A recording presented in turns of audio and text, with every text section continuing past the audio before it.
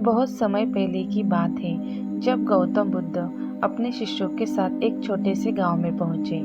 गांव के सारे लोग बुद्ध के ज्ञान और करुणा के बारे में सुन चुके थे, लेकिन उन्होंने कभी उनसे सीधी बात नहीं की थी।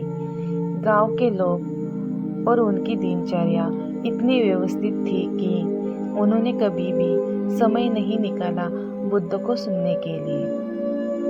एक दिन बुद्ध ने अपने शिष्यों से कहा, आज हम इस गांव के मुख्य चौराहे पर बैठेंगे और लोगों से बात करेंगे। शिष्य थोड़े चिंतित हुए क्योंकि उन्होंने देखा कि गांव के लोग बहुत काम में रुचि दिखाते हैं, लेकिन बुद्ध ने उन्हें आश्वासन दिया कि सब कुछ उसके समय पर होगा। जैसे ही बुद्ध और उनके शिष्य चौराहे पर बैठे, बुद्ध ने अपनी आंखें बंद कर ली और ध्यान में लीन हो गए।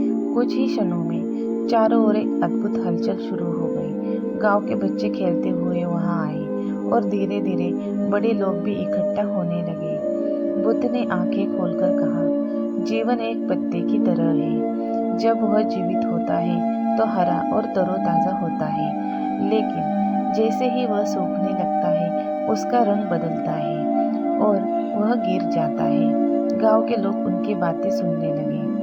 एक युवक ने सवाल पूछा, महाराज, पत्ते का सूखना क्या दर्शाता है?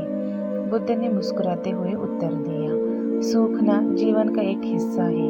यह हमें बताता है कि परिवर्तन अनिवार्य है। हमें अपने जीवन में आने वाले परिवर्तन को स्वीकार करना चाहिए, चाहे वह खुशी हो या दुख का।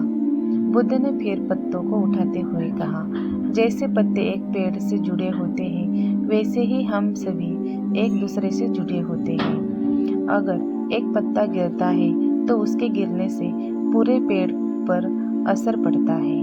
हमें एक दूसरे के प्रति करुणा और समझ विकसित करनी चाहिए। गांव के लोग बुद्ध की बातें सुनकर प्रभावित हुए। उन्होंने समझा कि जीवन के उतार चढ़ाव में स्थिरता बनाए रखना जरूरी है।